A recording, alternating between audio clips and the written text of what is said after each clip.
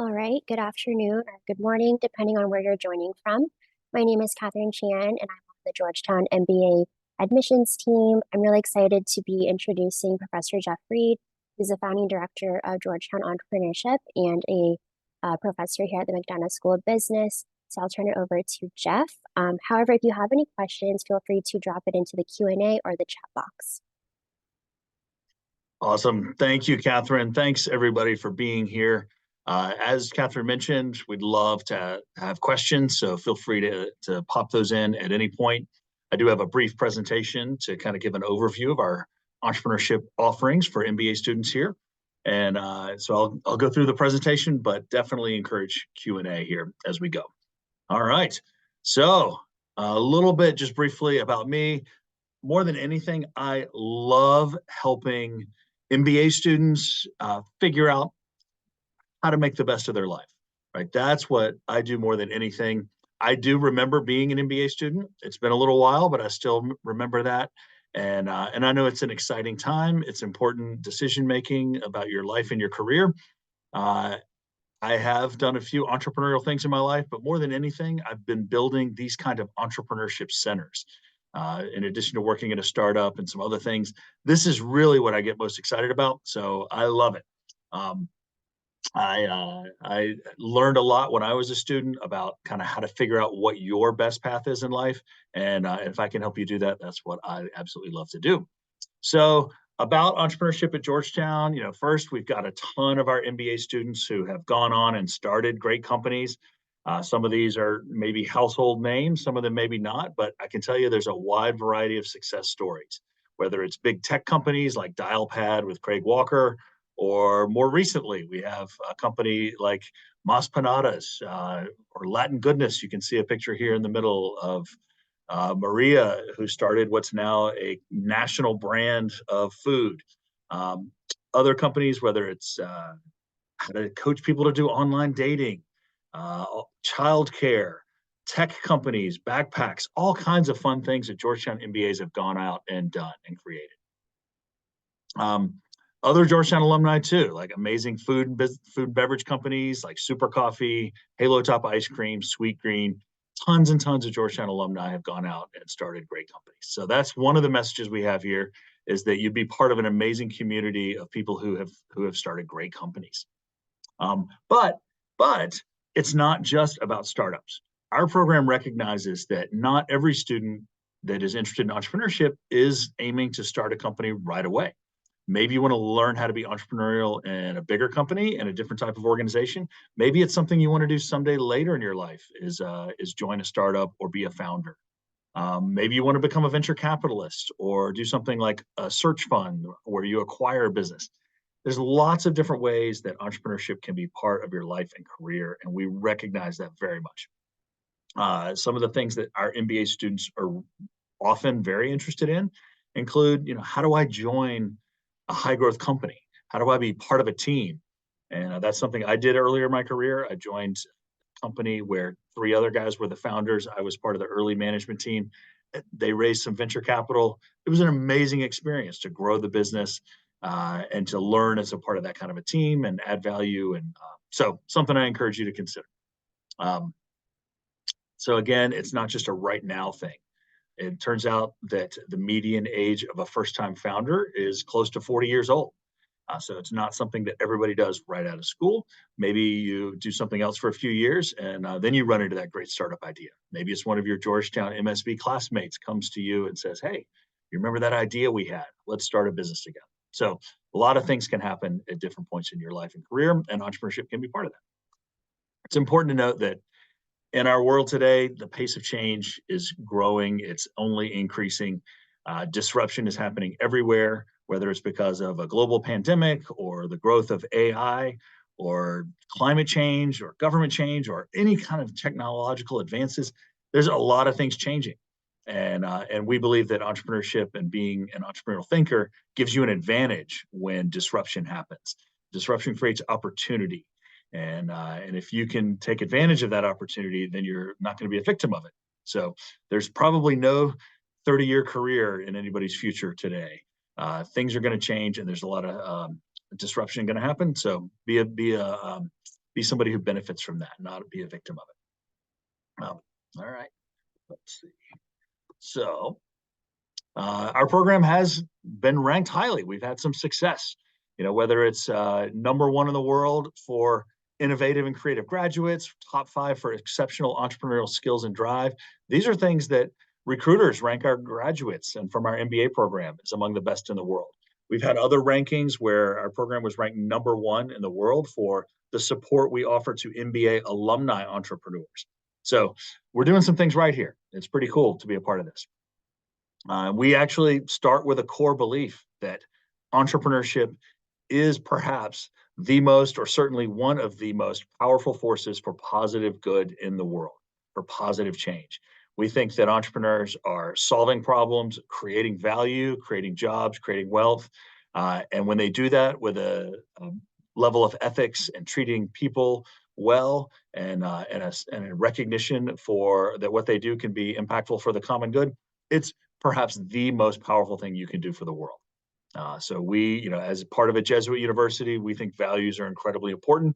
Everybody brings their own values, but when you apply those in an entrepreneurial world, in an entrepreneurial career, it can be the most powerful way to make a difference in the world. Entrepreneurship may not be the solution to every problem in the world, but it's probably part of the solution to just about any problem you might find in the world. So our approach, we have 3 core pillars. First, we believe in student formation. That's another way of saying we want every student to develop an entrepreneurial mindset. We believe that that regardless of what career path you might choose, what job title you might have, having that entrepreneurial mindset is really valuable. We do that through courses, co-curricular programming, and some things that I'll detail here over the next few minutes. Beyond that, we also believe in this concept of entrepreneurship for the common good. That's what we call our thought leadership goal. We want to spread that concept that entrepreneurs are making the world better, and we should all figure out ways to support that, whether it's through public policy or just spreading the idea that, hey, entrepreneurs can make a huge difference in the world. We also believe in this concept of venture development and engagement, the idea that we are actively helping alumni, students, people in the world around us to build successful companies, build and grow companies. So we are active working in the real world beyond Georgetown, beyond our students. Some of our core values, again, we believe very much in a focus on the individual student, not just startups. We want you to be happy and successful and thriving. And if that means doing that as the founder of a business, awesome. We're here to help you do that. If it means doing that in some other way, we're here to help you do that. So we don't just measure success based on the number of startups that come out of our school every year. From our MBA program, it's probably about 5 to 10 a year. But that's not the most important thing. Over the long run, what is the success rate of our graduates? Are they making an impact in the world? Are they happy and fulfilled and doing the things that are most valuable to them?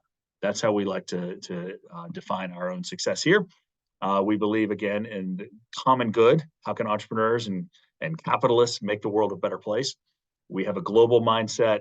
It's one of the core themes of our whole university here and our entire business school. The rest of the university provides tremendous assets and value. We're part of one of the world's greatest universities, and we have a global network. We have alumni everywhere, all kinds of careers, and they love to help out our students and our other and fellow alumni. We believe we have a lifelong relationship with our students, and as they grow and become alumni, being in Washington is a huge asset.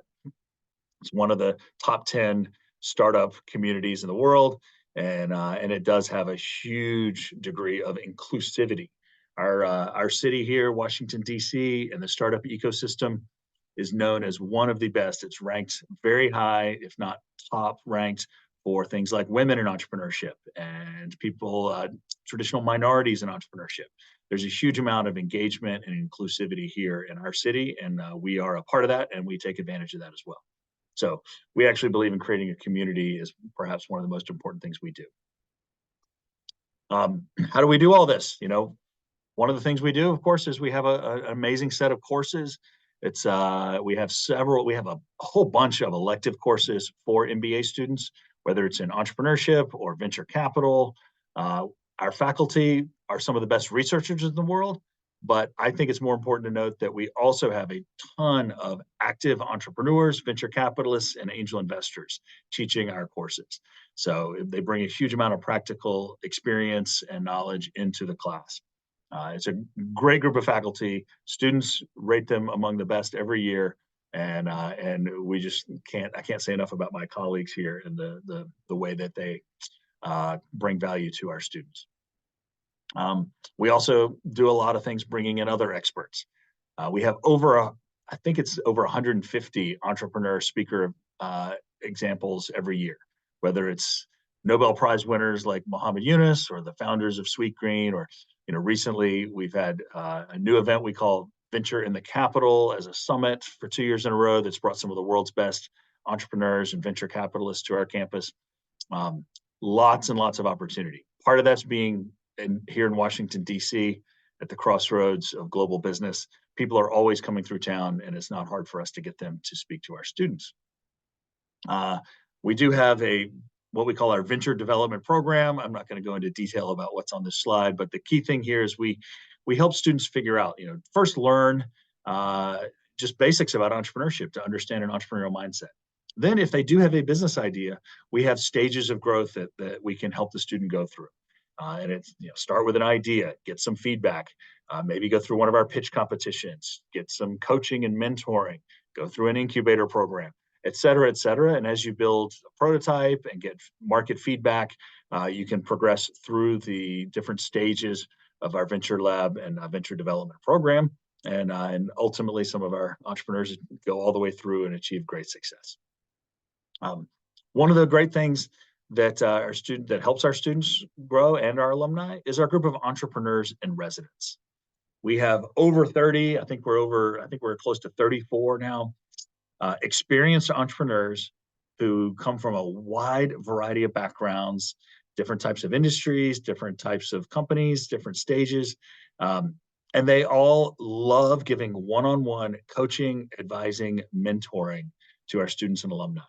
And so these EIRs are available every week. We have something we call Chalk Talk on Tuesday afternoons where you can drop in it's like office hours with our EIRs.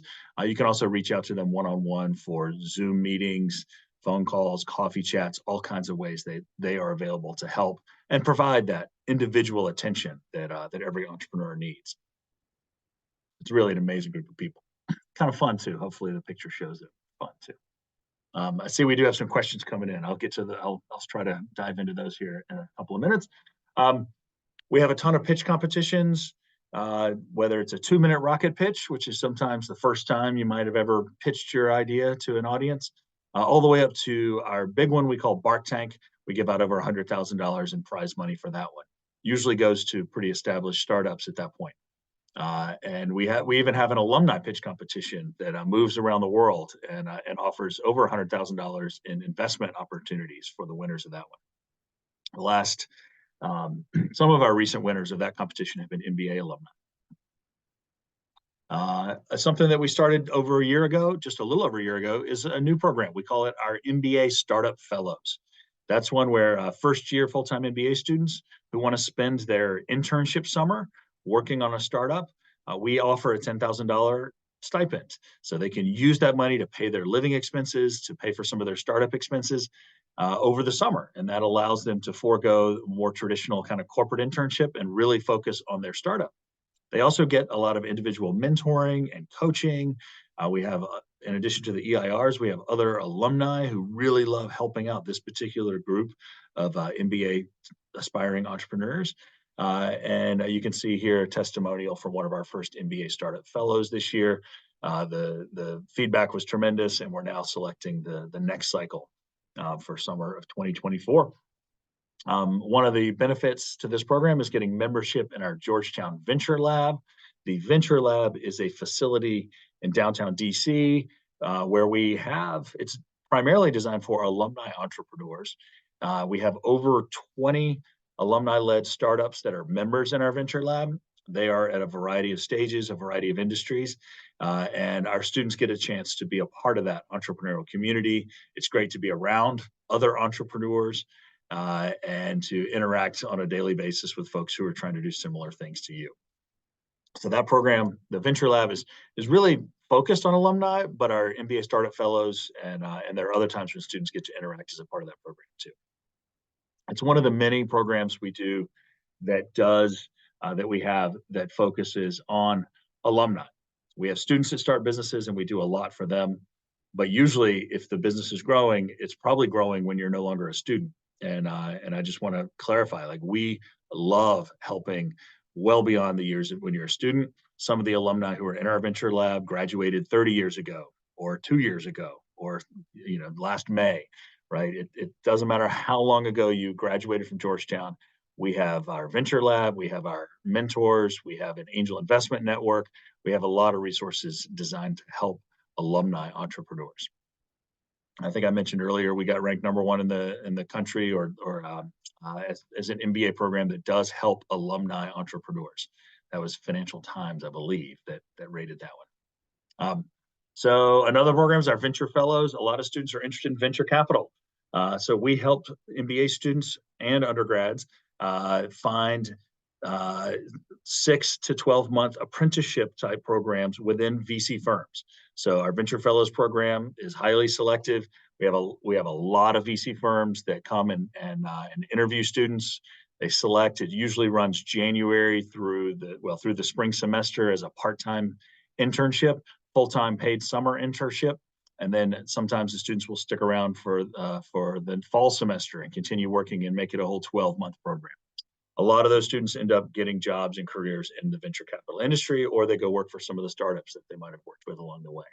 So that program has been growing over the years, and we have more and more firms looking for students. One of the things that we're known for is our venture capital investment competition. It's a global program. We don't run the global program, but we often win it. So Georgetown has won 4 of the last 10 or 12 global MBA VCIC championships. That's what above my head on the shelf are a bunch of our global championship checks. We have 4 MBA championships and 3 undergrad global championships. And of course, the best schools in the world all compete in this program.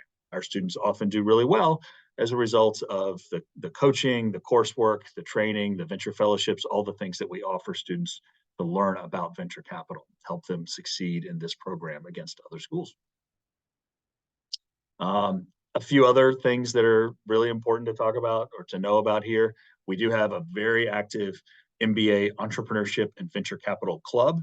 The student club works closely with my team here in the Entrepreneurship Initiative. They have events all year round, lunch and learns, networking programs, a career day, sometimes pitch competitions and things that the club will do. There's a tremendous amount of community spirit, and everybody likes to help each other out. Another club that's relevant here is something that we started a few years ago called the Entrepreneurship Through Acquisition Club.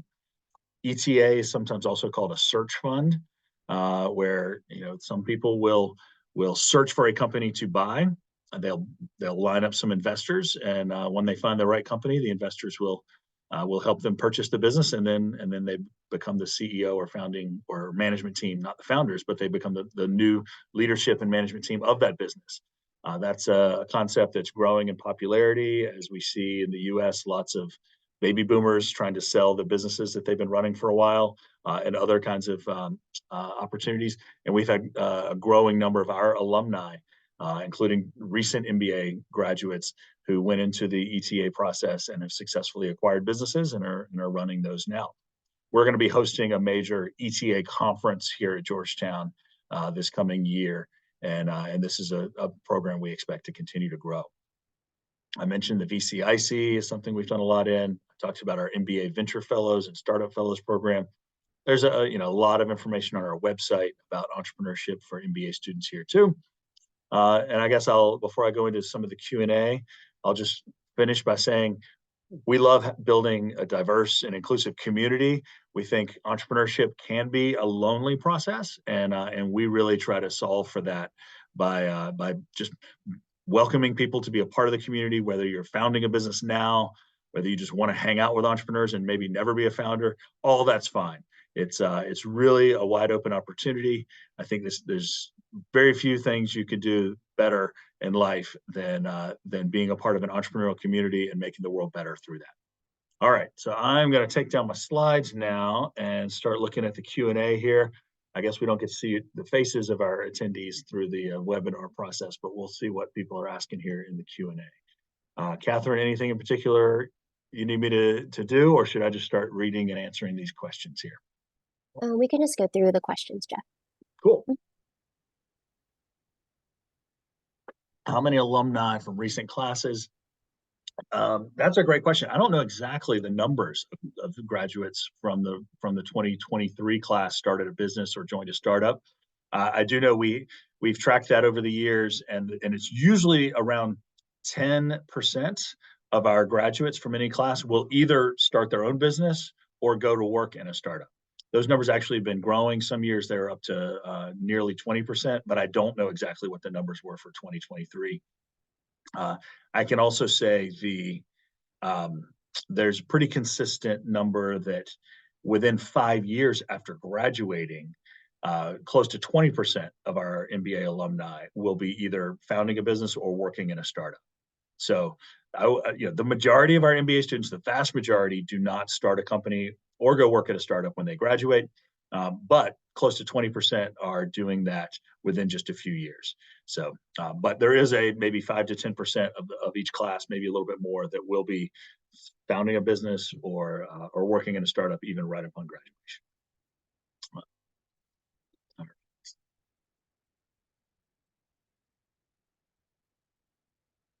So let's see, we've got a bunch of good questions here. We've got a question about how many students get into the fellows program. For our MBA startup fellows, we are growing the number of slots. I think this coming year we'll have at least 4. We have a group of MBA alumni from 25 years ago who have made a big donation to increase the number of fellowships we have. So I think it'll probably grow to 5 and maybe more in the future. Of the venture fellows, there's no maximum limit there. Some years we've had 5, some years we've had 10 MBA students. It's really the only limitation is the number of firms that are posting positions and the number of students that are going after those and earning those slots. So we're hoping to continue to grow those fellowship programs. We have a question about, let's see, how can students learn about, if you're working on a business already, can you do that while you're in school? Let me make sure I'm reading this correctly. Yeah, so I think the number one resource for any particular entrepreneur is to be able to get some individual attention. So once you're enrolled at Georgetown, our EIRs are really an amazing resource. The entrepreneurs in residence, I mentioned earlier, we have over 30 of them. We have other groups of mentors and coaches as well. So the pool of potential advisors it's close to being not literally unlimited, but there are dozens and dozens and dozens of people who do on a regular basis offer coaching, advising, mentoring. So depending on what type of business you're working on, what stage the business is at, whatever the particular needs you have, our coaches and mentors kind of help you figure out what the next steps are. And that's something you can do while you're in school. Certainly, like I said before, it's something that is also available for many years after you graduate from Georgetown. And we do have students that go through a semester or a year and their business is starting to take off, and maybe they take a leave of absence from the school, and we continue to help them in those cases too, because their business is growing in a way that they just love it and need to provide that time there. And some of those students end up coming back and finishing their MBA program. I know at least a couple that didn't, because the business, went for an IPO or some other kind of exit event where they ultimately followed the business all the way to its fruition and didn't come back for their MBA. Like I said before, we really care about each individual person and what's best for them, not just about any other kind of stats. All right. Let's see. Question about international students. What's available for international students? Most of what I described here is available to everybody. Some of the venture fellows positions are a little bit harder to lock in because of some of the visa requirements. But we do have international students who do internships in VC firms as well as compete in VCIC and things like that. So one of the restrictions is around full-time students in the spring semester. There's some issues there, but that doesn't limit everything else, and the opportunities are there for international students. It's certainly true that you know, visa issues are real no matter what U.S. school you might go to. We have students who graduate and want to start a company. We've had some of those who were able to get an inventor's visa, but the business has to kind of be taking off already to make that likely. Some students will move to their home country, launch a business there, and maybe eventually come back in different ways. Some students, it's their goal to start a business back in their home country. You know, that maybe they don't plan to stay in the U.S. And we've had a lot of those kind of alumni projects, and we help those too. It's one of the great things about having a global program here. Our school has some of the things we've been doing recently on a global nature. We have women entrepreneurs from Saudi Arabia, UAE, Bahrain. We have a group of men and women entrepreneurs from different European countries. They all are part of the custom exec ed programs. Some of them are here on campus learning about entrepreneurship, or we're helping them grow the businesses they've already launched. Some of that we do virtually, or we travel to those countries. So we do have networks all over the world, and whether it's alumni or other experts. So it's one of the great things about Georgetown. All right, let's see. Any venture fellows that work with environmental or impact investing? Yeah, that's a great question. You know, one of our great Georgetown alumni, he's not an MBA alum, but he has 2 other degrees, is a famous investor named Chris Sacca, who founded something called Lower Carbon Capital. It's one of the leading environmental focused investors in the world. He's considered one of the best angel investors in the world, was on the cover of some magazines and he's been a guest shark on Shark Tank. So some of his colleagues have been here recently speaking at our Venture in the Capital Summit. We do have a growing environmental studies program here at Georgetown. We have a partnership with between the business school and some of the other departments on campus. So I think eco entrepreneurship is something that's really growing in importance here on our campus. Specifically, impact investing is also not. Impact investing might be around environmental, but it also might be around other kind of social impact measurements. Tons of interest in that, and tons of our students go out into those kind of fields. Another resource that I'll mention is the Halcyon Incubator.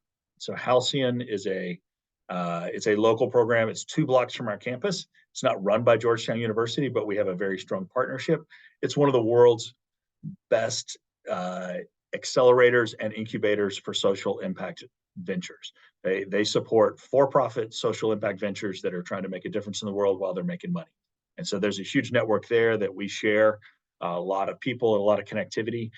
They bring entrepreneurs from around the world and investors from around the world who are really interested in using entrepreneurship for impact.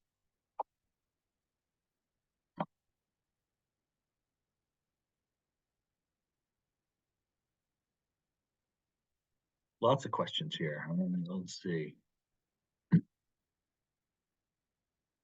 How many international students got jobs in VC? That's a good question. I don't know. It's probably just a very small number. That is a challenge. International students in all industries, right? You have to find firms that are willing to sponsor. We do have some global focused venture capital firms that are either located in DC or have connectivity with us, that sometimes do actively look for students from other countries. That's who they want to work. That's who they want to hire. But a lot of firms are not as interested in that. So that's not an easy thing. We do have some that have done that, but it's not a big number.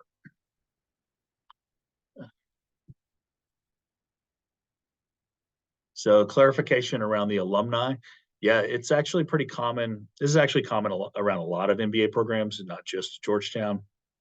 But within 5 years after graduation, a lot of MBA schools will have 10 to 20% of their overall graduating class will be working in some kind of entrepreneurial career, either as a founder or part of a team at a startup. So that's the overall class. So it's a lot of our students will graduate and they'll go work for a corporate kind of job, banking, consulting, tech, marketing, the kind of traditional MBA careers. But within a few years, a lot of them are doing something entrepreneurial. And there's some really rational reasons for that, right? Like the opportunity cost of a nice six-figure plus salary when you graduate, it's hard to give that up. It's hard to really have a viable revenue producing startup while you're also a full-time student. Some of our students do that, but some don't. You might have student loan debt when you graduate and you want that salary to pay it off for a couple of years. It's also true that when you're working full-time, you're more likely to be running into problems that create entrepreneurial opportunities. And so that's another reason why people are more likely to start a business maybe a few years after they're working or working again, in industry. So anyway, there's a lot of reasons for that. But I think some of the alumni will start a business with, we had two women who met each other in one of our entrepreneurship classes. One of them was in our full-time MBA program. One was in our Flex MBA program. They worked on a business idea in class. They went kind of separate ways. One of them went to a job in venture capital. The other one already had a full-time job, but they kind of reconnected a few months later around that idea. They're like, I still want to build that, and together they did launch a company. They call it Joylet, and they're renting baby gear, right? So whether it's strollers or clothing or other things like that, and they've raised some capital. They've won some of our pitch competitions. But I guess that's an example of where they didn't start it. One of them had graduated a year earlier and had already gone on to a venture capital career. The other one was in the Flex program, which took her another year. So you never know for sure when the time is right to launch a business. It happens in lots of ways. So specific questions around climate change. I will say there's a lot of interest in climate change. Some of our faculty are doing research around entrepreneurial opportunities to solve UN Sustainable Development Goals, which obviously climate change is a big one there. We do have alumni who have started climate change accelerators. The Sustainable Oceans Accelerator is an exciting one out of San Francisco. That's Georgetown alum started that a few years ago. And being here in Washington, D.C. gives us some advantages around just being connected to these highly regulated industries that are ripe for change. Things like environmentalism, education, energy, sustainability, healthcare. All these are areas that, there's a tremendous amount of there's a lot of problems that need to be solved, which means there's a lot of opportunity for innovation and entrepreneurs. But being around the policymakers and understanding the regulations that sometimes affects those industries in really big ways is one of the benefits of being here at Georgetown and in DC. Question about the Flex MBA. Flex MBA, as most of you know, right? We have multiple options. You can be a full-time MBA student. Flex MBA is often for students who have a full-time job. They're working in the DC area usually. I think there's going to be an online option of that coming up soon too. There's a lot of connectivity between the kind of entrepreneurship students in these different programs. The clubs and co-curricular programs are available to all the different student communities. Sometimes our courses are offered at a time when different types of students can take them. Pitch competitions are sometimes done online. We really do try to make it easy for all the different types of students to engage. And I already told a story about how a full-time student and a flex student started a business together just in the last couple of years. So there's a lot of that does happen around here. Some of the more specifics around classes and electives. So we have a series of courses that are not, they're not designed to be, they are designed to be very flexible. So students do not have to take them in a specific order, but they are designed to kind of follow the path of how a student might want to learn about entrepreneurship. So for instance, I teach an MBA course twice a year that's called Understanding Entrepreneurship. It's very much a broad overview of different ways to be entrepreneurial, whether it's as a founder or through acquisition, or maybe it's being an investor. There's lots of different ways to think about entrepreneurship. And that's a course I teach. That's kind of like the early stage one you might take. We also have courses on kind of lean startup, the idea stage, very popular MBA course is called the Startup Factory. Students, for a 5-day period, they pitch ideas, form teams, go out and interview dozens and dozens and dozens of potential customers, and they learn from that what the marketplace thinks of their idea. They learn lean startup theory, and at the end of the week, they describe, here's what we thought, here's what we learned, here's what we would do next. And real companies have started out of that class. A lot of our entrepreneurship classes have good track records of starting businesses, but that's a popular course. Startup Factory. It's taught by a guy named Eric Custer, who won the National Entrepreneur of the Year award about 4 years ago. Entrepreneurship Educator of the Year. Sorry, National Entrepreneurship Educator. So one of the best or most innovative teachers in the world in entrepreneurship. And then other courses are like, how do you actually grow a business? Like, how do you scale? Or, if you join a team where the founders have already raised $20 million and they have a team of 20 that's growing to 200, how can you, as an MBA alum, come in and bring your MBA knowledge and skills to add value in that kind of environment? So how do you grow and scale? That's just a few examples. We have a course on impact investing, scaling and growth, launching a venture. How do you manage your board? How do you deal with legal issues with startups? Our startup law course is really popular. So lots of stuff there. Healthcare entrepreneurship. I'm glad somebody asked about that.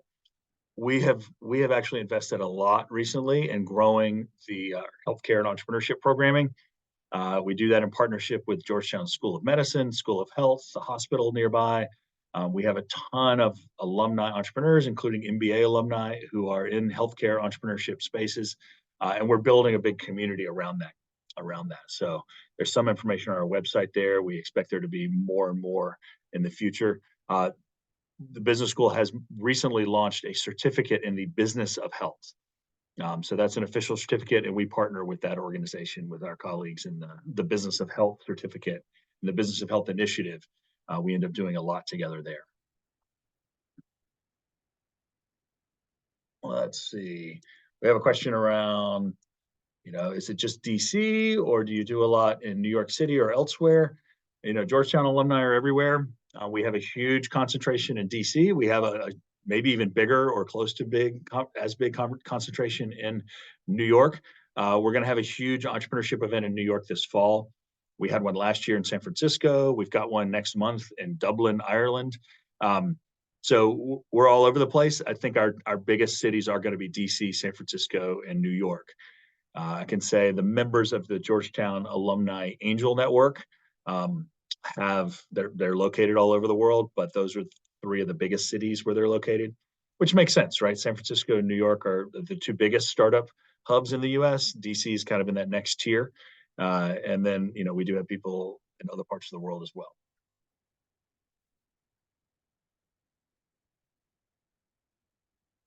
Here's an interesting question. Are there any particular background required to join the Venture Fellows program? It's a great question. Sometimes there are assumptions around, what background do you need to get a job in venture capital, and there is no specific background required. We've had a lot of students who maybe thought they didn't qualify. They have a liberal arts background. There was one woman who she had a liberal arts background and was, I think, a grant writer before business school. And she sat here in my office with me saying, hey, should I even waste my time applying?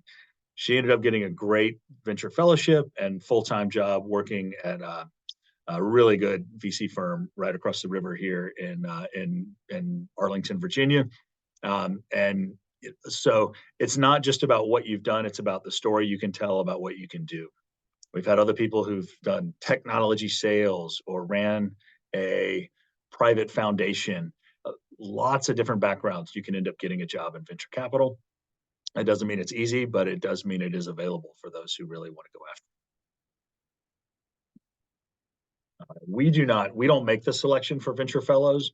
We help all students apply for those positions, and the VC firms themselves end up selecting who they want for their role. And different VC firms have different kind of expectations or requirements. So it's interesting to see the diversity of what the firms are looking for. Some of them might have a focus on cybersecurity, and so they want somebody that maybe does have a background or an understanding of cybersecurity. We've had others that focus on investing in women entrepreneurs, and so they want somebody that can help recruit, and kind of source deals from among women entrepreneurs. So there's different varieties of different backgrounds that they're looking for, because all the different firms are different as well. All kinds of cool stuff. So I think, trying to see, Catherine, do you see any questions here that I should focus on, maybe haven't covered yet?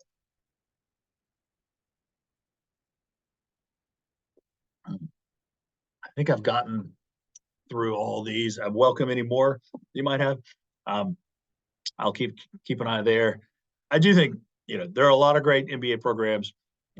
There's no one right answer for everybody, but I do think Georgetown is an absolutely amazing place to come for business school, to come for an MBA if you're really interested in entrepreneurship. We have a world-class program. I've been in this world of business school entrepreneurship programs for 27 years pretty much now, and I've seen a lot of schools. I am active on a lot of organizations where I work with my peers at other universities. We love helping each other out. We have a very collaborative environment. I would be happy to put our program up against just about anybody when it comes to how we help students. And I think that there's a tremendous amount of maybe some of the things that really are differentiating here. I think it's the values that we bring around this idea of common good entrepreneurship.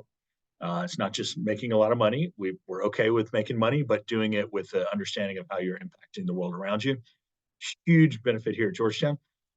We have a community spirit. Our students generally are helping each other out.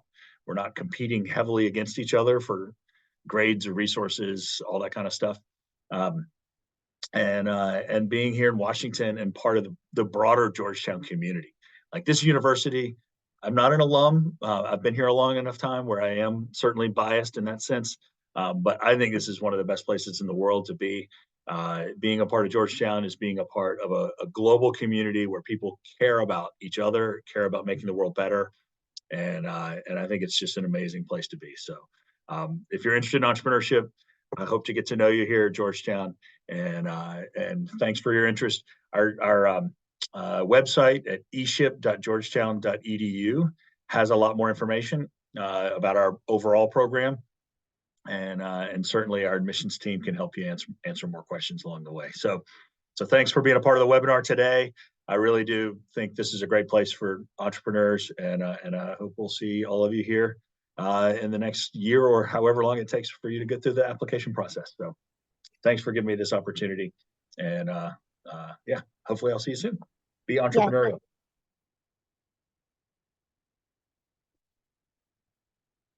Thank you so much, Jeff, for your time today, walking everyone through all the resources and opportunities available to students at Georgetown. Thank you, everyone, for joining today.